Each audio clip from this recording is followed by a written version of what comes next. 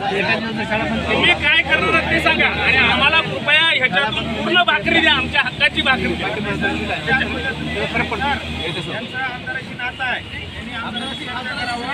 सगळ्याशी नातं आहे त्यांचा सुद्धा 20% हा आमचा अपमान नाही सर.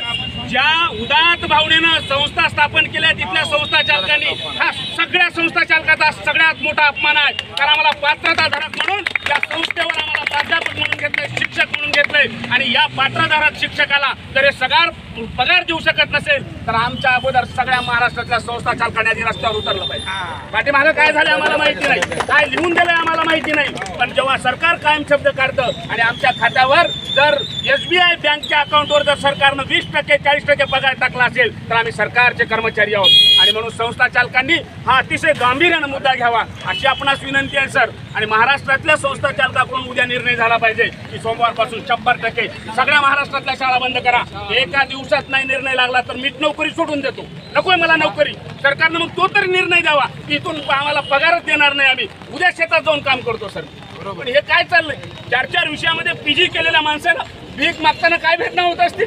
आज जर माझ्या मनात वाईट विचार आला सर, मी घरला जाणार नाही, इथून डायरेक्ट गोदावरीवर जाऊन उडी मारेल. त्याला जबाबदार कोण आहे? माझे मायबाप निरक्षर आहेत, त्यांनी काय गुन्हा केला मला उच्च शिक्षित करून?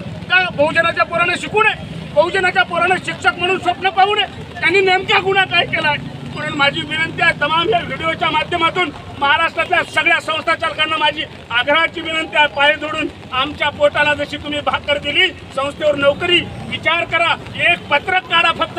संस्था स्थापन करताना किती उदात्त विचाराने तुमच्या डोळ्यासमोर महात्मा फुले होते, तुमच्या डोळ्यासमोर छत्रपती शिवाजी महाराज होते, तुमच्या डोळ्यासमोर सावित्रीमाईचा संघर्ष होता. एवढ्या संघर्षातून या महाराष्ट्रातल्या संस्था उभ्या राहिल्यात. या संस्थेमध्ये बहुजनाची पोरा डॉक्टर झाली, इंजिनियर झाली. एवढा अभिमानाचा इतिहास या शिक्षकांनी निर्माण केलेला असताना या शिक्षकाला जर भीक मागायची वेळ येत असेल तर शासनाचा खुर्चीवर नैतिक अधिकार नाहीच आहे सर. परंतु माझी हात जोडून विनंती आहे, ज्यांना 100% पगार आहे ती एकजूट जर एकत्र केली, जशा जुन्या पेन्शनसाठी सगळा लढा तीव्रतेनं होतो आहे तसा आम्हाला पहिलं पगारीवर आणा. आम्हाला आमच्या हक्काचा पहिला पगार द्या आणि मग बघा तुमच्या सोबत सुद्धा आम्ही ताकदीनं बाकीच्या प्रश्नासाठी घेऊ. म्हणून माझी आदरणीय सरांना सगळ्यांना विनंती आहे, कदाचित हा सात्विक राग आहे साहेब, या रागाच्या भरात काही जास्तीचं गेलं असेल तर माझे मायबाप म्हणून तुमच्या समोर मी माझं दुःख मांडतोय.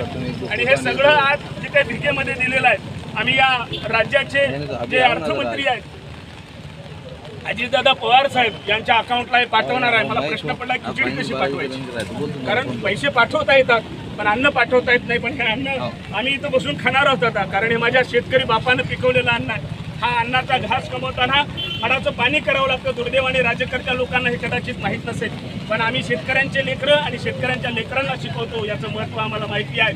आणि म्हणून शासनकर्त्यांना माझी विनंती आहे, हे सगळी भिकेचे पैसे तरी घेऊन आमचा टप्पावाढीचा शासन आदेश लवकरात लवकर नव्हे पुढच्या आठवड्यामध्ये, आणि तोही सोमवारच्या दिवशी जर नाही निघाला तर तमाम 72,000 शिक्षक हे पूर्ण आता रस्त्यावर उतरतील आणि त्यांच्यासोबत विद्यार्थी असतील, संस्था चालक असतील, शिक्षक असतील आणि महाराष्ट्रामध्ये एक मोठं जन आंदोलन छेडल्याशिवाय आता आम्ही गप्पा बसणार नाही.